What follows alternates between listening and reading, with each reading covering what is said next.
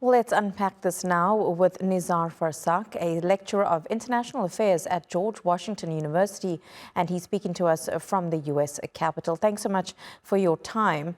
Now, the UN chief talks about the lack of accountability, but Israel has been breaking international law for years, and for years nothing has been done. Why? Because unfortunately, the UN is dependent on the 5 permanent members, and the US has historically always vetoed any resolution or even attempts at holding Israel accountable. And that's unfortunately, this is coming at the expense of the globe's faith in the international system altogether.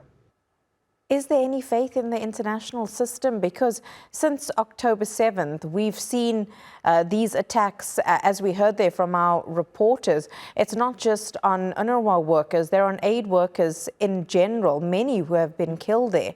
And yet still nothing is done. So when it comes to the international system, can we really say that it's working? No, it's slowly getting eroded, and therefore it's not only the Palestinians that are invested in propping up the international system. I would argue the whole globe is interested, because if this global system keeps getting eroded, the entire globe, or all the countries in the world, will suffer the consequences. If nothing is done to change that system, though, who are the countries who can actually make a difference? Does it come down to the UN Security Council and those 5 members as a whole? It does, and we could see, and we've seen in the past, the permanent members, whether it's Russia, China, with Britain, come up with some sort of compromise or exchange, which would make the U.S. make the U.S. allow some sort of accountability with Israel. Probably Israel will find some scapegoat, a low-level officer. But of course, yeah, it would require the weight of the other permanent members.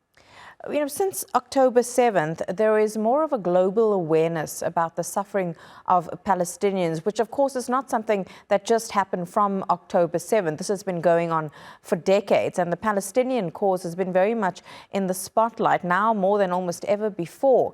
How much of that awareness by the international community has translated into tangible change, or is that change rather something that we still have to wait to see for quite a bit longer? No, I would argue we already are seeing the change. We saw how in Britain, the Labour government announced that it's halting the licenses for 30 out of the 350 weapons licenses to Israel. In the US, the undecided movement, uncommitted, sorry, actually made a dent in the democratic establishment. So the democratic establishment, and Harris as well, is having to change her rhetoric.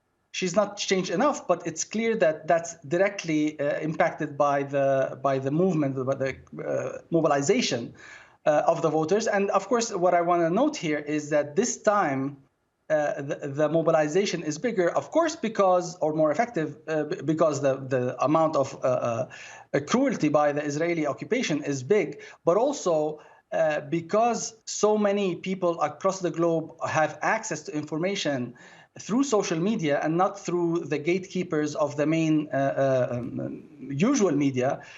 Many people have been able to ascertain what's actually happening on the ground, and seeing how grave it is, and also realizing how their own regular media is lying, or at least not conveying the whole truth.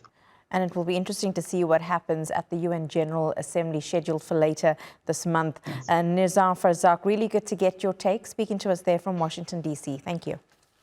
Thank you for